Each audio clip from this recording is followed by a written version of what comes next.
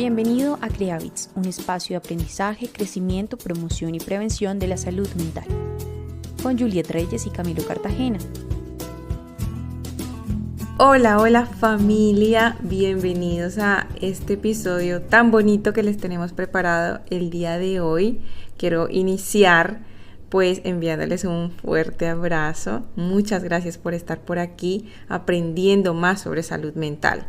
Y justamente ahora que nombro salud mental, el tema de hoy es el estigma que le tenemos a asistir al psicólogo, estigma o prejuicio que le tenemos a incluso las personas que van al psicólogo. ¿Y cómo estás, Camilo? Hola Juliet, hola familia, ¿cómo están? Espero que estén teniendo un excelente lunes y un grandioso inicio de semana. Y efectivamente, Juliet, hoy vamos a hablar de un tema bastante importante porque afecta a millones de personas en el mundo. Según la Organización Mundial de la Salud, básicamente 1 de cada 4 personas va a sufrir o ha sufrido algún tipo de trastorno mental a lo largo de su vida. Y a pesar de que son muchas personas las afectadas, evidentemente hay un obstáculo enorme que es este estigma que hay en torno a la salud mental, y entonces las personas que están padeciendo algún tipo de malestar psicológico claramente pues se ven restringidas en algunos aspectos por la influencia de este estigma en asistir o no a donde el psicólogo o donde el psiquiatra. Así es, Camilo. Vamos a escuchar el audio de nuestra oyente que muy amablemente nos ha propuesto este tema, que a día de hoy nos damos cuenta lo importante que es tratarlo, e incluso por ahí en nuestras redes sociales ya le habíamos dado una pequeña apertura a este tema. Hola amigos de CreaBits, mi nombre es Alexandra, los escucho aquí desde Granada, España. Me gusta mucho escucharlos y también desde que lo hago he aprendido un poco más sobre la salud mental, pero hay una pregunta que espero me puedan ayudar a resolver, y es por qué siempre existe esa resistencia para ir al psicólogo. No sé, hay algo dentro de mí que no me permite dar ese paso. Entonces me gustaría que ustedes me ayudaran a terminar de darme ese empujoncito para tomar esa decisión e iniciar. Espero que me puedan ayudar un poco. Les envío un abrazo y un enorme beso. Muchas gracias y saludos a nuestros oyentes por allá en Granada. Muchísimas gracias por enviarnos esta propuesta de tema. Y quiero decir que este estigma acerca de ir al psicólogo, acerca de la salud mental en sí, es totalmente lo contrario a lo que pasa en la vida real. ¿A qué me refiero con esto, Camilo? Y es que existe un porcentaje muy bajo de personas con trastornos psicológicos. Estoy hablando de en la vida real, o sea, estadísticas reales, de que no asisten, no van a terapia. Entonces, esto nos refleja lo contrario, ¿no? La gente cree que todo aquel que va al psicólogo efectivamente cuenta con una afectación psicológica, una afectación mental, y no es así. Esto quizás puede que le suene raro a alguien, pero es más la gente sana que asiste a terapia, la gente sana que quiere trabajar en sí misma, conocer su mundo emocional, saber cómo actuar ante diferentes adversidades, situaciones, problemas, que prefieren instruirse, prefieren educarse en este aspecto y asisten a terapia. Entonces, quiero que nos quitemos un poco esa idea de la cabeza de que solamente los enfermos mentalmente van a terapia. La terapia no está ligada directamente con un trastorno o con la gravedad de tener un problema. Y por otra parte, Camilo, hay muy poca gente que sabe que además de tener problemas pues de salud mental, también en terapia se puede tratar pacientes con afecciones físicas, como el dolor crónico, como los síntomas de cáncer y también, por ejemplo, la presión arterial alta. Efectivamente, yo me atrevería a decir que gracias a que en las escuelas no nos enseñan de emociones, es por lo que hoy en día tenemos que pagar, tenemos que asistir por nuestra parte, por nuestro propio interés, a un psicólogo, a cultivar nuestra salud mental por voluntad propia. Así que no siendo más, Camilo, vamos a empezar con esto que se titula Estigmas en la salud mental. Julia, antes de empezar me gustaría hacer énfasis un poco en lo que acabas de decir, porque técnicamente el tema de la salud mental no son solo las emociones, ¿no? Igual ya tú ya nos estabas hablando de trastornos. Y aunque en las escuelas o en los colegios nos educaran con un tema de inteligencia emocional o gestión emocional, pues hay otros muchos factores que van a influir en nuestra adolescencia o en nuestra etapa adulta, precisamente para que se desarrolle algún trastorno mental. Entonces, pues evidentemente no es solo un tema de emociones, porque no podemos reducir solo el malestar psicológico a un tema emocional. Es un tema bastante complejo, bastante denso, o sea, tiene raíces generalmente desde la primera infancia, desde traumas, desde vivencias, pero pues evidentemente también puede desarrollarse en la etapa adulta, en la adolescencia. Ahora, si nos vamos al tema de qué es el estigma que hay en torno a la salud mental, pues es técnicamente todas esas actitudes y todas esas creencias negativas que hay en la sociedad y que de alguna u otra forma es ese prejuicio que se tiene en torno a las personas que tienen algún tema de salud mental, ¿sí? Porque de alguna u otra forma es como una discriminación que puede ir desde comentarios despectivos hasta la exclusión social misma. Y el estigma se podría ir a tres partes. Yo no podría decir el estigma es algo único, pero resulta que también hay un autoestigma, hay un estigma social y también hay un estigma estructural. Entonces el estigma social pues básicamente es lo que les vengo diciendo. Y esas actitudes y esos comentarios negativos que la sociedad tiene en torno a un trastorno de salud mental, como por ejemplo decir que una persona que tiene depresión es una persona perezosa, que no tiene ganas de levantarse de su cama, o decir que una persona con esquizofrenia es sumamente peligrosa. Ya si nos vamos al autoestigma, entonces gracias a esa percepción social negativa que hay frente a la salud mental, pues entonces la persona que tiene algún trastorno o algún malestar emocional o algún malestar psicológico, pues de alguna u otra forma va a cargar con una vergüenza, ¿sí? Como con una cruz encima, porque pues se va a sentir diferente. Y eso le va a dar esa sensación de exclusión social y eso va a impactar directamente también en su autoestima. Y ya si nos vamos a la parte estructural, pues entonces son todas las políticas de los gobiernos, las políticas educativas, todo lo que hay en torno a las leyes que limitan los accesos a la salud mental, a que haya una eficiencia en la atención, para que de alguna u otra forma también las personas puedan tener un acceso al trabajo de una forma digna y que no sean excluidos simplemente por percibirse como inadecuados. Entonces este tema del estigma es bastante complejo porque pues no solo es un área de una percepción, sino cómo esa percepción y ese prejuicio empieza a afectar distintas esferas del entorno de la persona. Camilo, esto está ligado directamente pues a dos temas. Uno, la dificultad que tenemos, ¿sí?, de ir al psicólogo, y dos, la sociedad o la cultura en la que vivimos, que es bastante analfabeta emocionalmente. Ya tenemos claro que no se trata simplemente de mundo emocional y demás, pero esa considero yo que es la base. Entonces, primero, esa dificultad de ir al psicólogo pues me lleva al gran cuestionamiento de por qué es tan difícil tomar la decisión de asistir a una sesión psicoterapéutica.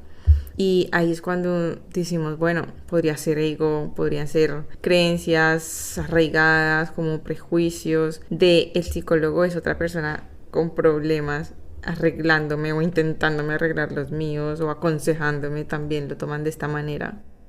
Y la gente realmente, por otra parte, como que le huye a la vulnerabilidad. Hay muchísima gente que odia sentirse débil, que odia también aceptar que tiene un problema, odia también recibir ayuda porque creen que pueden con todo. Y por otra parte, la segunda que les nombraba, la sociedad o cultura, que a veces se puede escuchar como, por ejemplo, ¿cómo estaría de mal fulanito para ir al psicólogo? O tenía que estar al borde de la locura para buscar ir a un psicólogo, porque él, imposible, no lo veo nunca, no es de esas personas. Entonces, incluso comentarios como ese, yo considero que demuestran claramente que pocos conocen las verdaderas razones por las que se va al psicólogo, y desde ese punto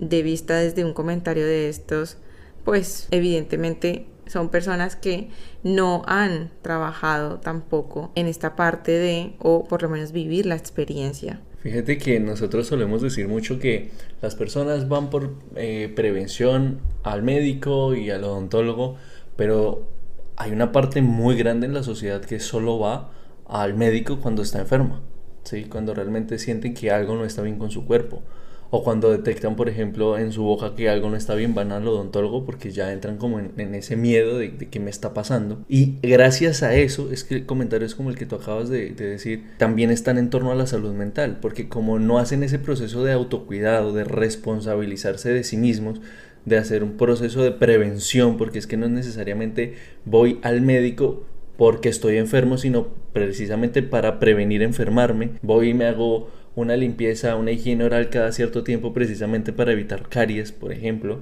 Pues también puedo ir al psicólogo precisamente para evitar que un malestar que se me esté presentando en este momento se convierta en algo mucho más significativo. Pero como gran parte de la sociedad solo asiste al odontólogo o al médico cuando hay un problema de raíz, pues también hacen esa asociación del comentario que acabas de decir. Esta persona fue al psicólogo o al psiquiatra es porque está muy mal de la cabeza, está loca. Y eso es gravísimo, porque técnicamente va a seguir poniendo madera en esa hoguera del estigma social frente a la salud mental. Bueno, y aprovecho para decir, la terapia no es cosa de locos, o sea, mucho menos debería de ser el último recurso del que tirar. Claro, en ocasiones, bueno, según la persona, pues viene siendo el último, pero al contrario, en muchísimas ocasiones, muchísimos casos, debería de ser el primero. Y creo que de esto se trata un poco ese trabajo interior de poder identificar o de poder monitorear nuestro interior, de tenerlo un poco más de la mano, más controlado. No quiero decir controlado con controlar las emociones, sino con estar al tanto de nuestra salud física como de nuestra salud mental. Pero aquí yo me pregunto es ¿por qué nos sentimos mal? ¿Por qué nos sentimos avergonzados al no poder solucionar X dificultad por sí solos para ponerle nombre a lo que sentimos, pero no podemos ver? Desde niños necesitamos un acompañamiento. ¿Y con esto qué quiero decir? Pues la importancia de que papá y mamá pues conozcan también su mundo interior, porque de esta manera pueden ayudar a sus hijos a identificar la emoción, modelar el comportamiento adecuado según sea y validarlas, darles el lugar a cada una para que transiten y bueno, ya sabemos, no se queden por mucho tiempo o simplemente las sepamos entender, abrazar y dejar fluir. Yo creo que podemos estar de acuerdo con que todo este tema del estigma pues técnicamente tiene un origen y unas causas que fácilmente pueden ser culturales y religiosas. Evidentemente también hay un tema de los medios de comunicación y definitivamente el más relevante es la falta de información y la desinformación que hay en torno a la salud mental. Porque es que fácilmente esa falta de conocimiento que las personas tienen genera malentendidos, genera malinterpretaciones, ¿sí? Y entonces las personas asocian tristeza con depresión, asocian una angustia con una ansiedad y estamos en una sociedad actual en la que todo es estrés, todo es ansiedad, todo es depresión, todo es bipolaridad y queremos patologizar absolutamente todas las cosas que suceden en nuestro diario vivir y realmente así no funcionan las cosas. Y entonces a raíz de esa falta de información y esa desinformación, entonces las personas creen que si alguien tiene un trastorno de salud mental es una persona débil. Entonces es una persona que no tiene fuerza de voluntad de salir adelante porque caemos en ese gravísimo error de creer que salir de un tema de salud mental es un tema de voluntad. De hoy me levanté con la actitud de sacar adelante este malestar que estoy sintiendo y así no funcionan las cosas. Debemos entender que hay malestares que son temas químicos, que no es solo temas emocionales, ¿sí? Y entonces si nos vamos ya a los temas de los medios de comunicación, pues nos vamos a dar cuenta cómo en las noticias, en las series, en las novelas, en las películas, a las personas que tienen trastornos mentales los retratan de una forma muy violenta o de alguna u otra forma como muy impredecibles, y entonces esto va alimentando esa hoguera del miedo y del estigma social. Y si nos vamos claramente también al tema cultural y a las religiones, pues nos podemos dar cuenta que en algunas religiones, no en todas, y en algunas culturas, no en todas, pues se suele asociar de pronto como un castigo. Tú estás padeciendo esta enfermedad es porque hay un castigo divino sobre ti, o porque eres un pecador, o porque estás haciendo las cosas mal, o porque no tienes espiritualidad, y entonces llevan a las personas a que recurran a la espiritualidad para tratar de buscar esa ayuda que necesitan, evitando realmente ir a buscar una ayuda profesional. Yo estoy completamente a favor de que el ser humano es un todo de cuerpo, mente y espiritualidad, y para eso existen los profesionales en cada área. Entonces sí me parece supremamente importante que le demos mucha más visibilidad a la salud mental y la importancia que tiene, pero informándonos, no simplemente sacando conclusiones de lo que vemos en TikTok o lo que leímos en un post de Instagram, sino realmente que nos nutramos para entender el trasfondo de la salud mental, y cuando le demos esa relevancia, pues todos vamos a tomar la conciencia y vamos a empezar a trabajar desde muy pequeñitos con nuestros hijos, con nuestros nietos, y ya en nuestra adolescencia y adultez, yendo al psicólogo y al psiquiatra precisamente para estar muchísimo mejor con nosotros mismos. Camilo, me gusta mucho esta parte donde dices que, bueno, que somos la sumatoria de muchas partes y resultamos siendo muy complejos por eso mismo. Cuando tú dices esto, me lleva a pensar, a recordar que cuando vamos a terapia, cuando nos presentamos allí por primera vez, muchas veces no sabemos exactamente dónde nos duele, qué es lo que queremos trabajar. Algunas veces sí, o sea, puede ser un hecho demasiado fuerte que tú dices necesito ayuda ya. En estos casos también, o sea, o uno o en el otro, se puede dar que ese motivo inicial por el que llegaste a la consulta trae muchísimos motivos y, digámoslo así, muchísimas ramitas detrás. Y ese no resulta siendo en verdad el motivo por el que vas a trabajar, por el que quizás y dures 6 meses en terapia, quizás dures 1 año, quizás dures años en terapia. Tampoco estoy diciendo esto para asustarlos, porque no es así. En muchas ocasiones se trata de procesos de muy pocos meses, donde se avanza enormemente. También tengo que decir que durante el proceso, el mayor trabajo lo tiene que tener el paciente. Estamos hablando de un 70-80% de empeño que le pongas tú como paciente a todo el proceso terapéutico y a la guía que te están brindando, a las herramientas que te están dando durante este camino. Entonces, ya teniendo en cuenta cómo es, o sea, de dónde proviene este estigma, las posibles causas que hay, todos los impactos que está teniendo, pues evidentemente tenemos que ser muy conscientes de las consecuencias que esto va a tener en la vida de las personas, porque no es solo el estigma que hay fuera y lo que dicen y lo que se murmura en las calles, sino cómo eso empieza a repercutir en las personas, porque claramente eso indiscutiblemente va a impactar directamente en que las personas quieran buscar ayuda, porque claro, si yo tengo la percepción de que las personas que van al psicólogo o al psiquiatra es porque están muy mal, pues yo voy a preferir no ir a buscar ayuda profesional, aun cuando sé que la necesito, aun cuando tengo un malestar psicológico significativo, voy a optar por recurrir tal vez a mis amigos o a mis círculos primarios, o a callar en lugar de ir a buscar esa ayuda que necesito. Y claramente el no buscar ayuda pues va a empezar a tener también un impacto en la vida diaria, porque pues indiscutiblemente no te vas a poder empezar a relacionar bien, porque si estás mal, pues eso va a impactar directamente en tu entorno. Entonces vas a estar mal en tu trabajo, con tus relaciones interpersonales, vas a estar mal con tu familia, seguramente con tu pareja, y hay que tener algo muy en cuenta, y es que muchas veces los malestares psicológicos también pueden generar una somatización, y entonces cuando tú no lo trabajas, pues van a empezar a aparecer malestares físicos, y entonces en algún punto vas a ir donde el médico y puede que llegue a ser insuficiente la ayuda que recibas, porque el malestar físico que estás sintiendo viene directamente de un malestar psicológico. Mientras no trabajes ese malestar, ese síntoma físico puede que no desaparezca, y entonces hay un componente muy importante que definitivamente los seres humanos tenemos que tener muy en cuenta a la hora de tener esa determinación de buscar ayuda, para que no sea creciente y luego sea muchísimo más complicado, porque tú ahorita decías, mi intención no es asustarlos porque pueden durar mucho tiempo. Si yo me siento mal hoy y busco ayuda, puede que el proceso dure mucho menos, pero si aparece un malestar, aguanto, no busco ayuda, espero y simplemente decido ir donde el terapeuta cuando ya siento que no puedo más, pues seguramente habré acumulado tantas cosas que mi proceso va a ser muchísimo más extenso. Así es, Camilo.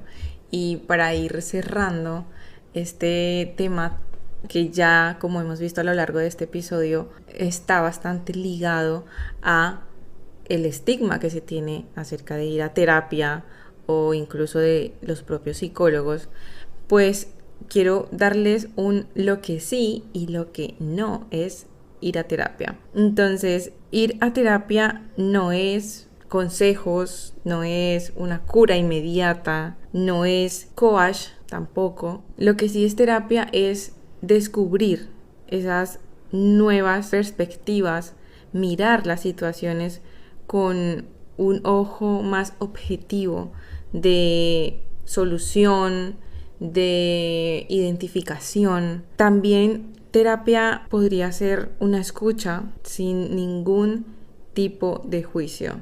Puede ser una ayuda que se centra exclusivamente en ti mismo, no en las soluciones para los demás, no en qué puede beneficiar a todos en este momento, porque muchas veces cuando estamos buscando soluciones por nosotros mismos, quizás nos inclinamos a esto es lo mejor para mí, pero también es lo mejor para todos, y no logramos ver la situación con perspectiva.